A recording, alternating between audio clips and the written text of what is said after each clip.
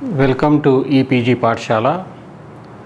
I am Pradeep Gokhale from Central University of Tibetan Studies, Sarnath. The module that we are going to discuss now has been written by me. It is concerned with the concept of necessity. In some of the previous modules, we have discussed Vyapti as a necessary relation. So while discussing Vyapti, we were concerned with necessity. Necessity is a central concept of any logic, you can say. So in a logical discourse, we have to be concerned with the concept of necessity. But the concept of necessity has different facets, and we can talk of necessity in different ways. And therefore, in this module, we will be talking about necessity with its variety of aspects. If a theory of inference is to have the status of a logical theory, it has to involve the concept of necessity. Now, what are the different ways in which necessity can become a part of logical discourse? One is principle of deduction. Then logical necessity, which is very much concerned with what is called the laws of thought. Then we talk of analytic necessity. Similarly, we can talk of synthetic necessity. And lastly, we can also talk of pragmatic necessity. So how these various necessities we can talk about, let us see. First is principle of deduction. A sound inference has to be formally valid. In a formally valid inference, the conclusion necessarily follows from the premises. So this is the principle of deduction, and this is how necessity can be understood as the relation between premises and conclusion of a valid argument. Then logical necessity and the laws of thought. The notion of necessity can be applied not only to inferences but also to propositions. So we can talk of a necessary proposition, a contradictory proposition, and so on. So necessity of a proposition is of various kinds. The strongest form of necessity can be called logical necessity, and logically necessary statements are sometimes even the status of the laws of thought. For example, the law of identity, the law of double negation, the law of non-contradiction, and the law of excluded middle. All these are different forms of logical necessity. Then we can talk of analytic necessity. For example, when we say all humans are human or all humans are animals, these statements are necessarily true, but the former statement, that is all humans are human, it can be said to be logically true, whereas the latter, that is all humans are animals, this can be regarded as analytically true. So there is a difference between logical necessity and analytic necessity. Then we come to synthetic necessity. Now it is particularly Immanuel Kant who proposed that necessary propositions are of two kinds, namely analytic and synthetic. So synthetically necessary propositions can include the statements of arithmetic and the law of causation. So he made a distinction between analytic necessity and synthetic necessity, and therefore it becomes an important aspect or an important type of necessity, namely synthetic necessity. So lastly, pragmatic necessity. Now this pragmatic necessity can be regarded as a kind of synthetic necessity, but it is different in the sense that it is the truth by denial of which we are led to pragmatic contradiction. So in this way it is different from synthetic necessity of other kinds. Now the question which we will address in this module Given that there are necessities of different kinds, and given that the concept of necessity and its cognate concepts, namely impossibility and contradiction, is central to a logical necessity, did the Indian logicians incorporate the notion of necessity in their logical theorization? And if they did, how did they deal with the different kinds of necessity?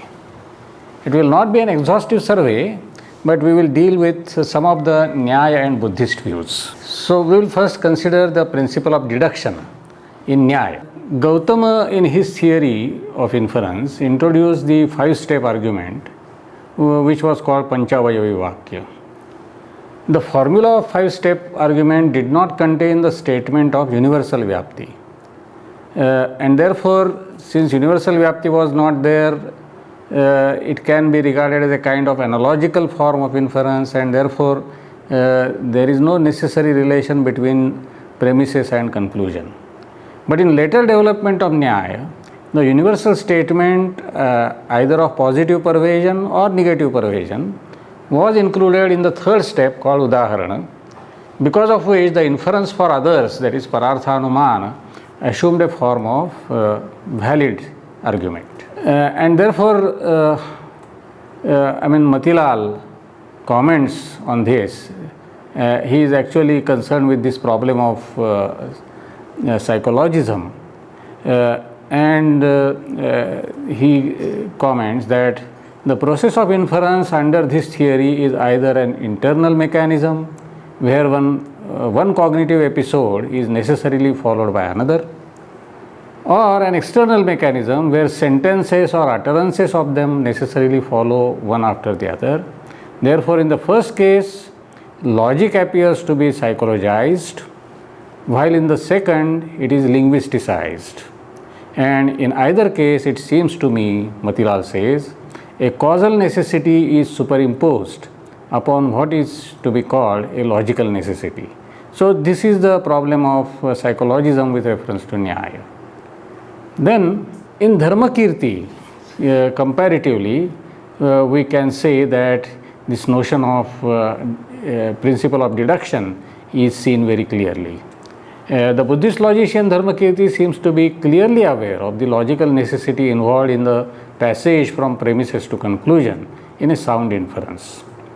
Dharmakirti accepts the model of argument consisting of 2 premises. One is Paksha Dharmata premise and the other is Vyapti premise. Dharmakirti claims that given these 2 premises, the conclusion follows necessarily, that is, by the force of meaning. His wording is Samarthya-deva bhavati. This is very much in the spirit of logical necessity. Dharmakirti goes to the extent of saying that if premises have been stated, then the conclusion need not be stated at all. Rather, it is redundant to state it because it necessarily follows from the premises. So, this is how we can distinguish between Nyaya approach to the principle of deduction and Dharmakirti's approach to the principle of deduction. There are other relevant differences between the two. For example, because of their insistence on psychological or causal order rather than logical order, Naiyayikas insist on the particular number of steps and the particular order of steps. Dharmakirti, on the other hand, because of his insistence on the logical necessity, argues that all the steps insisted by Naiyayikas are not necessary, and the particular order is also not necessary. For Dharmakirti, the statements of positive concomitance and that of negative concomitance follow from each other. Now, for example, modern logicians may call it a case of the rule of transposition. That is, P implies Q is equivalent with not Q implies not P. So, in this way, Anvaya Vyapti is logically equivalent with Vyatireka Vyapti. Naiyayikas do not accept this because for them a statement of pervasion must be accompanied by instantiation, and therefore for them Anvaya Vyapti and Vyatireka Vyapti are not equivalent. Now, this is about the principle of deduction, and now we come to the idea of laws of thought. that is logical necessity. Matilal has pointed out how Udayana, the Nyaya logician, has articulated the a priori nature of the logical truths, such as the law of contradiction and excluded middle. He refers to Nyaya Kusumanjali, chapter 3, verse number 8, where Udayana says, contradiction of to be with not to be leaves no other middle alternative. Also, nothing can be both be and not be, for the mere utterance becomes contradictory. Dharmakirti's awareness of the laws of thought, namely the laws of identity, non-contradiction, and those of excluded middle and double negation, can be seen from some of the statements he makes in Hetubindu about the way knowledge determines the nature of things. Dharmakirti says, and I quote, "Therefore, the form of knowledge operating with any given thing as its object determines that, excludes things other than that, and suggests the absence of the third variety. This whole thing is the function of a single form of knowledge." So, according to this epistemological version of the laws of thought, the way we can know the things determines that everything is what it is by its very nature. So, this gives us the law of identity. Everything by its very nature is different from what it is not. So, this gives us the law of double negation. And Dharmakirti also says that there is no third alternative. Now, what is this third alternative? Dharmakirti's denial of the third alternative implies the denial of both, contradictory allowance of both, and denial of both, but allowance of the third. So, the law of excluded middle, the law of non-contradiction, they are also implied by one and the same cognition of an object. Dharmakirti in this way deviated from Nagarjuna's approach, according to which reality can provisionally be understood in terms of four alternatives: identity, difference, both, and neither, and that is called his doctrine of Chatushkoti. And the ultimate truth transcends all the four alternatives. According to Nagarjuna, the ultimate truth transcends all these four alternatives. Whereas Nagarjuna questions the very essence of things, and subsequently he also questions the laws of thought, Dharmakirti tries to re-establish the laws of thought by asserting the swabhava, that is essence or self-nature of things, which makes the things what they are. Now in the same context, we can also talk about different rules of formal logic. Apart from the basic laws of thought, namely law of identity, law of excluded middle, law of double negation and non-contradiction, many other rules of formal logic seem to be presupposed or explicitly held by Indian logicians in their logical enterprise. Here are some examples. Take for example disjunctive syllogism. This we can find in Sheshavat Anumana, interpreted by Vatsyayana as Parishesha Anumana, that is inference of the residual. So this particular Anumana incorporates the rule of disjunctive syllogism, because here we are given different alternatives, A or B or C or D, and we deny A, we deny B, we deny C, and by denying all the other alternatives, ultimately we get the last alternative, that is D. So here we are using the technique of disjunctive syllogism. Then De Morgan's law.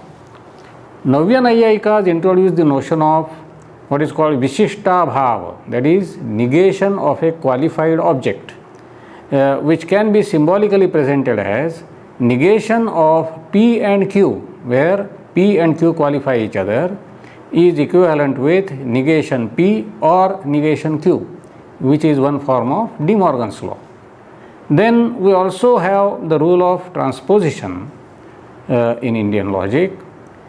Mutual implication of positive and negative concomitants, as asserted by Dharmakirti, implied the rule of transposition. As I said, P implies Q is equivalent with not Q implies not P. So this is the law of transposition. Then we also have definition of implication. The Buddhist conception of Vyapti as Avinabhav or Avyabhichar implied the definition of implication as P implies Q is equivalent with negation P and not Q. So P and not Q will be a case of Vyabhichar or Vinabhav, and negation of that is negation of P and not Q, will be Vyapti. Then modus ponens and modus tollens. In Indian logic, when we talk of different forms of Anuman, that is, the Dharmakirti, for example, talks about Sadharmyavat Prayog and Vaidharmyavat Prayog. Argument by Sadharmya, that is similarity, and argument by difference, that is Vaidharmya. When you go to the forms, that is, one is based on Anvaya Vyapti, such as P implies Q, and then there is this statement of Pakshadharmata, which is like P and therefore Q. So this gives us modus ponens. And when we come to inference based on Vyatireka Vyapti, that is wherever there is no fire, there is no smoke, but there is smoke on the hill, therefore there is fire on the hill. So it has the form of modus tollens. So in this way, modus ponens and modus tollens are accepted and used by Indian logicians. Then the definition of equivalence. Particularly when we are dealing with definition, or the Indian logicians in general and Nayayikas in particular presupposed the definition of equivalence. That is, P equivalent Q is equivalent with P implies Q and Q implies P. Now we come to the next step, that is analytic necessity. So how analytic necessity is understood in Indian logic? Particularly in Dharmakirti's theory of inference, one comes across the notion of analytic necessity in the context of Tadatmya, that is identity as the form of invariable connection between probans and probandum. According to Dharmakirti, the invariable relation Avinabhava between probans and probandum is not supposed to be a contingent fact, a matter of coincidence or luck, but a matter of necessity. Now, how this necessary relation is possible, Dharmakirti would say that it is possible in two ways. One is analytic Vyapti statement and the other is synthetic Vyapti statement. So, in the first case, if probans and probandum are two aspects of one and the same thing, such that one of them cannot exist without the other, then this gives rise to an analytic Vyapti statement. If on the other hand, probans and probandum are two numerically different objects but are linked with each other by a necessary relation, then this will give us a synthetic Vyapti statement. Now, what is analytic necessity? Gilbert Ryle understands analytic statements as the statements which are true by virtue of the meanings of the topic specific terms. So he distinguishes between logical necessity and analytic necessity. For Gilbert Ryle, logically necessary statements are true in virtue of the topic neutral terms only, whereas analytic statements are true in virtue of topic specific terms. Hence, the statement all humans are animals is true by virtue of the meanings of the terms human and animal. Similarly, all Shimshapas are trees is true by virtue of the meanings of the terms Shimshapa and tree. Of course, this is how the Western analytic tradition will talk about these statements. Dharmakirti did not talk about these statements in this particular way.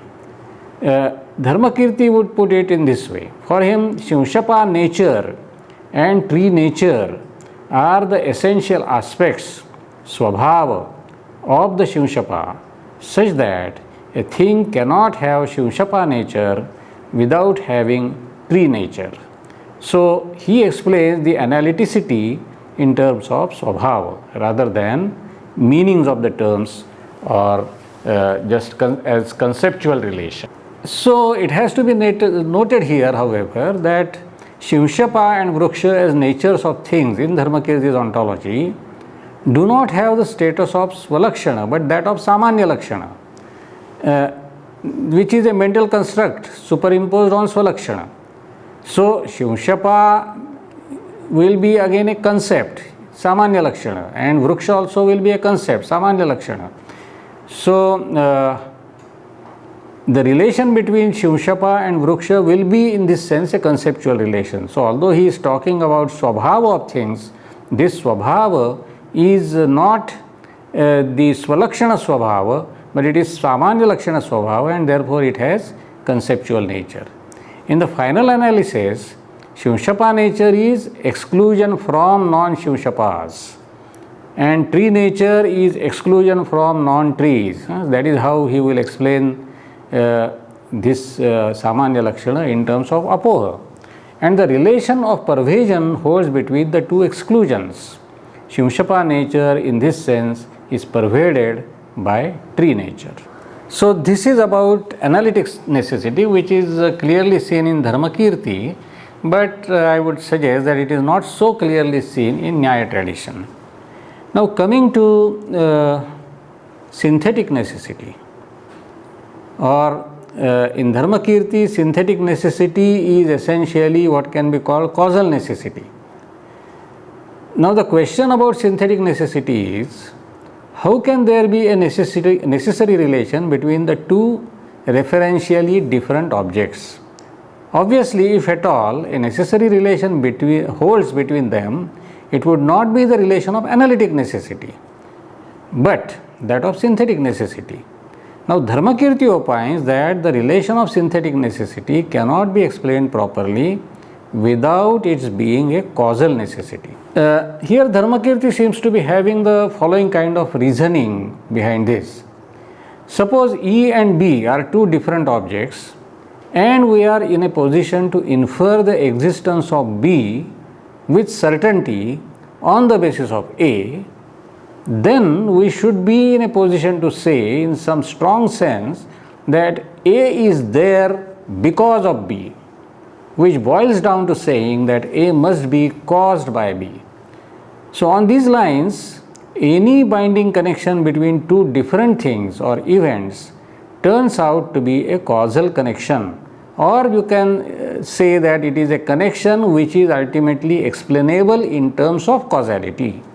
Dharmakirti's claim implicit in this reasoning is that there is no synthetic necessity which has nothing to do with causality. Now, in the history of Indian logic, it has happened that Dharmakirti presented this particular proposal, a very strong proposal, that a necessary relation can be only of two kinds, either that of identity or causality, and no third type is possible. And there was strong opposition to Dharmakirti's approach from other schools of Indian logic, because other schools found this particular approach to be too restrictive, because it excluded many apparently sound inferences in which there is neither identity nor causal relation between probans and probandum. We find the opponents holding two types of positions in such cases. The Naiyayikas did not insist on necessary relation, but they tried to apply a negative check on the possibility of deviation. For example, the fallacy of Sopadhika Hetu served this purpose, and this we have actually discussed in another module, which is about Vyapti relation. There we have seen how the concept of Upadhi has been used in order to ascertain Vyapti relation. Now, this Sopadhika Hetu did not bring out actual deviation, but made a case for the possibility of deviation. So this is one way. The other way was the Jaina way. The Jainas insisted that a necessary relation of the form non-explicability otherwise is essential, but they argued that such a relation can hold even without identity or causation. So Dharmakirti's proposal, which was found restrictive by other logicians, they claimed that although some kind of necessity has to be accepted, but we should not say that necessity is only of two kinds and no other kind of necessity is possible. Now we slightly go to another topic now, which is again related to necessity, but now we are talking about causal necessity. Nayayikas, although they will not say that Vyapti relation when it is between two different objects has to be causal relation necessarily, they will not say like that, but they still do talk about causal necessity, because when they try to define cause, they define cause in terms of some kind of necessary relation between cause and effect. For Nayayikas, a cause is not just a condition regularly occurring prior to the effect, but it should be relevant and necessary for the effect to arise. Their definition of the cause goes thus: Ananyatha siddha karya niyata purva vritti karanam. That is, cause is that which occurs regularly prior to the effect and which cannot be proved otherwise. So this last part, which cannot be proved otherwise, indicates that cause is necessary for the effect. Cause should be not only regularly prior to the effect, but it should also be necessary for the effect. According to Nayayikas, there may be many things which are regularly prior to the effect, but every such thing may not be given the status of the cause of the effect concerned. And therefore, they talked about causes and non-causes of an earthen pot. Take the case of an earthen pot as the effect.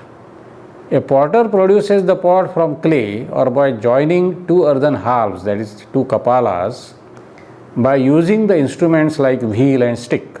Now, what are the causes of the pot? The potter can be regarded as a cause of the pot. Along with that, the potter produces the pot with some knowledge, with some desire, with some efforts, and therefore potter's knowledge, potter's desire, potter's efforts, all these are causes of the pot. Then he uses the two halves, two kapalas, and joins them. So the two halves and their conjunction, their sanyoga, kapala and kapala sanyoga, and also the instruments like wheel, stick, that is chakra, danda, and there are also some common causes such as space, time. They are the common causes of all effects. So all these can be accepted as causes of the pot according to Nayayikas. But then what are non-causes? Because there may be many things which are regularly prior to the production of a pot, but everything which is regularly prior to the pot may not be directly relevant as the cause of the pot. For example, stick is necessary, that is a danda is necessary for producing a pot, but then that stick has stickness, dandatva. That dandatva is not directly relevant to the production of pot. Then the stick may have some color, the danda may have some color. So danda rupa, that may not be directly relevant for the production of the pot. Then clay is necessary for the production of pot, but the color of the clay is not directly relevant for the production of the pot.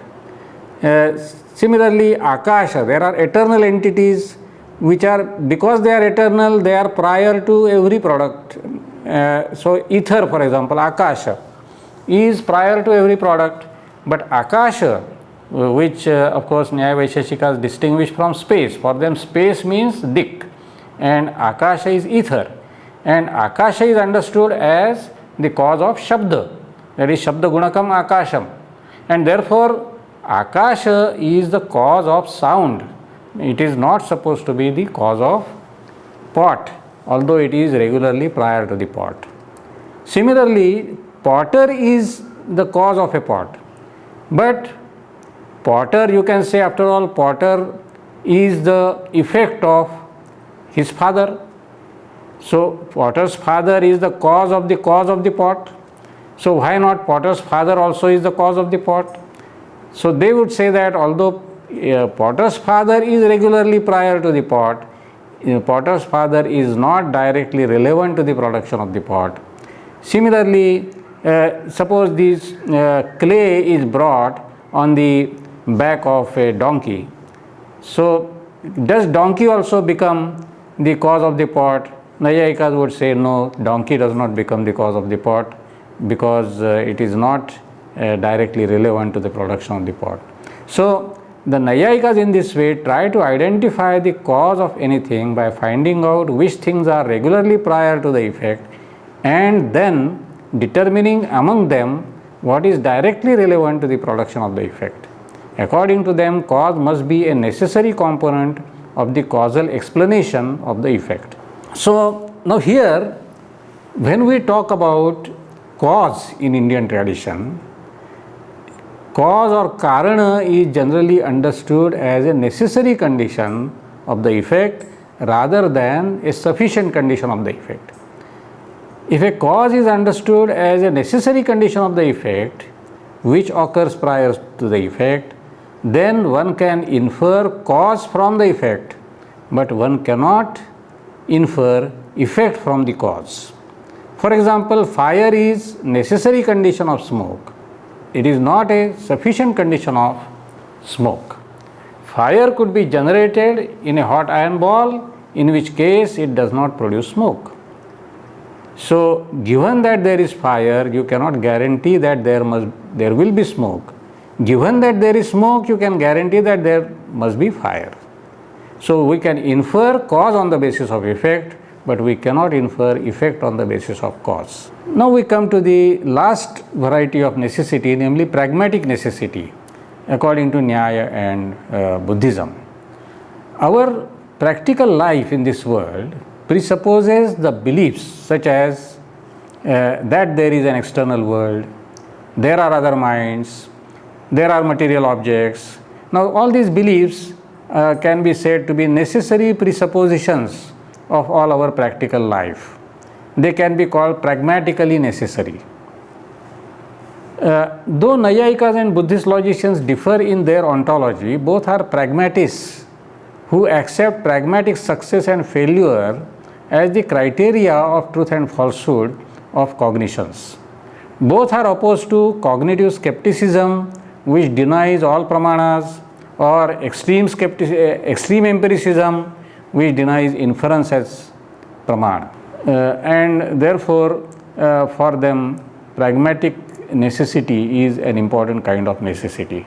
From the side of Nyaya, we have Udayana, who talks about pragmatic necessity and pragmatic contradiction, and from the side of Buddhism, we have Dingnaga, Dharmakirti, who talk about pragmatic necessity and pragmatic contradiction. While criticizing extreme skepticism, Udayana, for example, says, contradiction is the limit of doubting. Here, by contradiction, I mean, he Vyaghatavadhir Ashanka, that is the statement Udayana makes. So here, Vyaghata is contradiction, but this contradiction is pragmatic contradiction. While defending inference as pramana against the Charvakas, the Nayayikas often argue that belief in inference as pramana is pragmatically necessary and denying inference involves pragmatic contradiction. Dingnaga, in his theory of inference, discussed the fallacy of thesis. He talked about pakshabhasas, and one of the pakshabhasas was swavachana nirakruta, that is, contradicted by the act of uttering the statement itself. This, in fact, is a fallacy of pragmatic contradiction. It is interesting to note that Dharmakirti cites the example of this fallacy as inference is not a means to knowledge, anumanam apramanam. This is a kind of pragmatic contradiction according to Dharmakirti. And Swavachana Nirakruta Pakshabhasa, the example given by Dignaga is, for example, all statements are false. So, what is called liar's paradox is also a kind of pragmatic contradiction. Suppose I say I cannot speak and this I am speaking. So, here the contradiction is not between two statements, but it is a contradiction between the act of uttering a sentence or the presuppositions behind the act of uttering the sentence and the meaning of the sentence. So, this is the nature of pragmatic contradiction, and we find that pragmatic necessity is exactly opposite of pragmatic contradiction. So, there are certain things which we have to accept on the basis of pragmatic necessity. This was the common view of Naiyayikas and Buddhists. So, what we saw in this lesson is that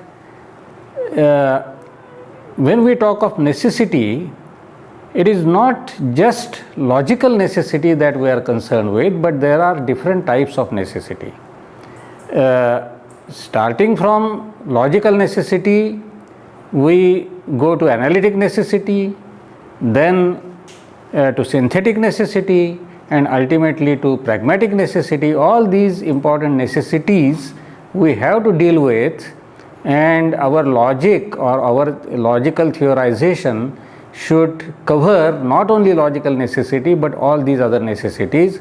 And insofar as Nyaya and Buddhist logicians are concerned, we can say that they were concerned with these necessities, but they have dealt with them in different ways.